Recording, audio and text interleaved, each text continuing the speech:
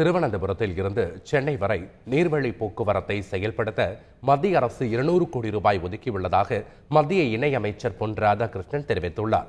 நாகர்கோவிலில் செய்தியாளர்களிடம் பேசிய அவர், ஹைட்ரோ கார்பன் திட்டம் தேவையில்லை என்று தமிழக அரசு எழுத்துப்பூர்வமாக கொடுத்தால் மத்திய அரசு அந்த திட்டத்தை கைவிடும் என்று கூறினார்.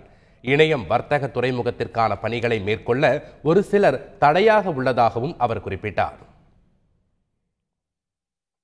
நெடுவாசல் பிரச்சனையை பொறுத்த வரைக்கும், ஹைட்ரோ கார்பன் பொறுத்த வரைக்கும் ஏற்கனவே அந்த திட்டம் சம்பந்தமான போராட்டத்தில் ஈடுபட்டிருந்தவர்களுக்கு அவர்கள் அழைச்சிட்டு போய் மத்திய அமைச்சர் மரியாதைக்குரிய தர்மேந்திர பிரதான் அவர்களோடு அவர்களை பேச வச்சு, நிர்மலா சீதாராமன் அவர்களையும் அதில் உட்கார வச்சு, நாங்கள் 3 அமைச்சர்களிருந்து பேசியிருக்கிறோம். நாம் சொல்லியாச்சு, என்னென்ன முறைகள் இருக்குது, மாநில அரசாங்கம் முறைப்படி எங்களுக்கு எழுதுவார்கள் என்று சொன்னால் விட்டுட்டு போகிறோம். அது அவங்க மாநில அரசாங்கம் செய்ய வேண்டிய விஷயம்.